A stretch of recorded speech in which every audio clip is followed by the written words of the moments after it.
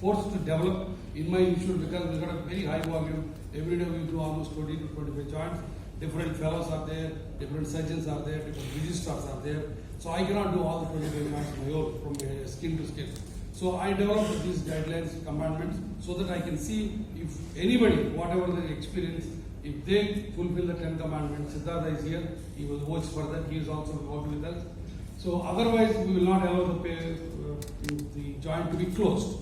So these are the commandments we also should, these are not to be followed strictly, but you can develop your own commandments, but you got to see that every commandment is fulfilled, then only you close the joint.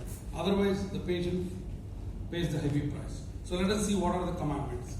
When I ask the fellows to tell this, they have to tell commandment 1, commandment 2 like that. They have to use commandment word every time, because that is the emphasis which we should put it into that. Neutral alignment in coronal plane in full extension. This is no rocket science. I said all of them are very, very simple. I'm not getting anything out of it. Only thing I collated, this pointer is here. This one? This star. Yeah, okay. So this is the neutral alignment in coronal plane in full extension. There should not be any varus or any these other things there. 5 degrees valgus is acceptable. Varus is a disaster. Even for the literature, if you leave them in varus, it will be very, very bad in the long run. But having said that, if you got a fat woman with a big thighs, with 30 degrees varus, walking the whole life with her bow legs, and now you put her into absolute neutral or even slightly valgus, she will curse you rest of the lifetime because her thighs will rub and she will not tolerate that. So in that there might be slight varus residual, might be okay. This is again a practical point which we all pick up as we go along in our practice. But absolute straightforward knee is very important. That is the first commandment. This is the commandment. How do you see it? As simple as that. Put a spacer, center of the first web space, and center of the hip joint. It should go through the knee joint. Now, commandment 2, alignment in sagittal plane in full extension. There should be neither a residual flexion deformity nor a recurvatum. It should be absolutely straight. Again, a lot of debates going on in rheumatoid arthritis or osteoarthritis, how much we left. Ideally, you should get it 0 on the table. But if it is rheumatoid, if it is a long-standing FFD, 10 degrees residual or 5 degrees residual on the table might be okay because rheumatoids tend to stretch over the time, but not osteoarthritis. Osteoarthritis, take it from me, whatever you get on the table, that's the end point. No doubt about it. So this is very important. Again, a pictorial representation. That is the best way. This is not acceptable and this is not acceptable. Both are very bad for your endpoints. Recurvatum is a disaster. So if you got a recurvatum knees, you got to be very, very careful and you got to know the principles how to deal the recurvatum knees. So that's entirely different talk, but you got to be very careful. And again, here in the table you are all right, but sometimes you tend to put a stiff knee, feeling because you want stability. In fact, I have seen some surgeons taking it what you call 12.5 millimeters trials and putting it 10 mm point. Their argument is the joint should be reasonably supple and loose. But we tend to put sometimes stiff, especially in the initial years, because we feel that unstable knees are dangerous than the stiff knees. But the stiff knees, if you have put a stiff knee on the table, if you are struggling to get it to 0 degrees, if that patient goes to the post-op, if he is not compliant with the physiotherapy, then you got it, the patient is left with the 15 to 20 degrees FFD, and that is a disaster. So be careful. So neither the FFD nor the recurvatum are acceptable. So that is the commandment 2. This is one, again, you can see the video representation. Now commandment 3, stability in full extension in both the planes, varus and valgus stress test with the knee in full extension. So how do you do that? Basically simple again. If 0 degrees extension, you give varus valgus stress and see that joint is rock solid. So in the again here, no medial or lateral joint opening. When you give varus valgus strain, this is the lateral joint opening, that means the medial structures are tight. This is the one which we commonly come across. You should not tolerate this at all. You should achieve, end of the day, absolutely rock solid in extension. If you can't get it in extension, you can't get it in flexion. It will be much more. So again, the medial joint opening is not right. So commandment 4 is midflexion instability. The midflexion instability or stability is a point of debate and discussion and a lot of confusion for so many years to come. Even I have not also understood it completely, let me tell you very frankly. But we developed a sort of, after seeing so many senior surgeons, we developed a sort of test. What we see is we see the stability at 30, 60 and 90 degrees of flexion, and varus and valgus stress combined with anterior and posterior torque test with rotational stability, which I will show you. And you can see that the aim is to hold the heel of the leg in the palm of your hand, one hand. There is no roll for the left hand at all. So you put that one and you flex it, giving a rotational strain and varus valgus strain, and keep it 30, 60, 90. If there is a midflexion instability, the knee pops out. It's a very evident. But here we are putting both varus valgus rotation. We are not asking the other hand to support it at all. No. The knee should be laterally floating. Then only the midflexion stability will be manifested. How do you address that? That's entirely different thing. Now, commandment 5 is femorotibial tracking. Whether both the femoral condyles are tracking uniformly on the tibia during the movement of the knee in sagittal plane. Again, very important point, which I will show you pictorially. I think the video is there. Okay. You can see that the femorotibial one. The video? Okay, yeah. Okay. See, you can see that both A and B should be equal. So in extension and in flexion. In other words, when you flex, the femur should track on the tibia exactly the same. If it is this way, it is not right. You can see that. So that's not right. And if this is this way, medial tractus in flexion and extension, that's not right. So femorotibial tracking is very, very important. Commandment 6 and 7 clubbed together called polo test, pull off and lift off test.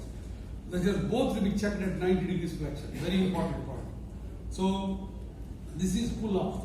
That means 90 degrees with patella inverted. If you push the tibia forward, if the tibia comes forward, that means pull off is positive. So that means your flexion gap is very much loose and you have to address this. So pull off is positive when the tibia comes anterior. What is the lift off?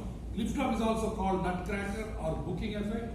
That means when you flex to 90 degrees, if the tibia lifts up base plate from the bone like this, that is called nutcracker or booking effect, and lift off is positive. That means the posterior structures are tight. Whether it is a PCL or a less flexion gap or a big osteophytes, those are causes are many, but you have to address this. This is again disaster. You just cannot go with this one. So those are the polo tests. Now commandment 8 is called optimum femoral rollback. This is the one less understood, less emphasized. This was a very, very well elucidated by Larry Dorr. And this is what we call when you bend the knee into 90 degrees with your implants, your central point of the femoral posterior condyle should be aligned with the central point of the tibial implant. But you won't be able to see this here on the board, what you call the operating table. So that is why we got some, let us say, surrogate markers. When you bend the knee after the trial implant, if you are able to see the middle 1/3 of the tibial poly, that means you are more into the anterior part, that is excessive femoral rollback. Femur has gone too much back. That's why if you see some of the retrieval specimen, posterior 1/3 of the poly is completely gone. That is why the reason is this one. Because this is, we don't understand quite well. So that's why this is the easiest way to see. And the second thing is, if you put an osteotome here, the anterior part of the tibia should touch the anterior part of the femur. That is the optimum rollback. So you got to achieve this optimum rollback. Very important point. And so again, you can see that I have shown here. If you put the osteotome here, that should touch this one, and only anterior 1/3 of the tibia should be seen, not beyond that. If the more than the tibia is seen, that means your femur has gone back.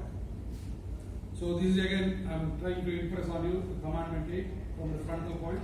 That is all. Now commandment 9, rectangular and equal extension flexion gap. Very, very important point. The spacer should move from flexion gap to extension gap unaided and unprompted, underlined. You should not push it, you should not maneuver that. It should just get it there. Getting this flexion extension balancing is essential for satisfactory outcome.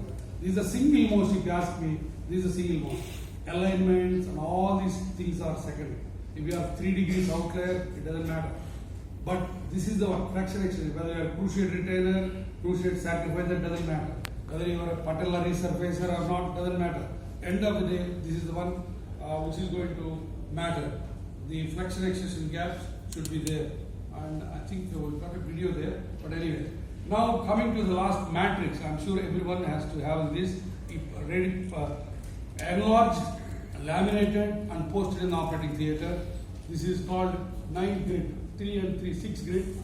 So basically flexion type, extension type, what is the cause and what is the remedy. It's all self-explanatory here, and that is the success where we have to take care of this one. And this one should be there in the operating room of every orthoplastic surgeon, however the number of days you do. This is a very, very important point. And each box is a talk for half an hour in a different form. But I'm not going to illustrate all of them here, but this is a very, very important point. So end of the day, the 10 commandments are here to guide every orthoplastic surgeon, whatever your level of experience, to have the fixed outcomes and standard outcomes. Any successful surgery or any successful surgeon is the one who produces consistent, reproducible results. If somebody says the learning curve is so big, I can only do it, that means he is talking rubbish. So this orthoplasty can be done by every one of you. There is no rocket science here. But the thing is, principles have to be adhered, and that is very important point there. Right. Okay, this one is the video. Can you play this video? This is the one which I was telling. The spacer should go from flexion space to extension space, unaided and unprompted. That is the way it should go. I'll show it on the operating room also. You can see that this is a real patient, and there is a spacer, and you can see that this automatically goes into extension. You don't need to push. That shows that your flexion extension gaps are equal and they are quadrilateral. They are not triple. You can see how nicely it is going there. That is the one which you should aim at. Whatever company you use, it's symmetrical. And then commandment 10, patellar tracking without no thumb rule technique. So again, very important point. The replacement patella, I am not replaced a single patella in my last 10,000 knees. It doesn't matter.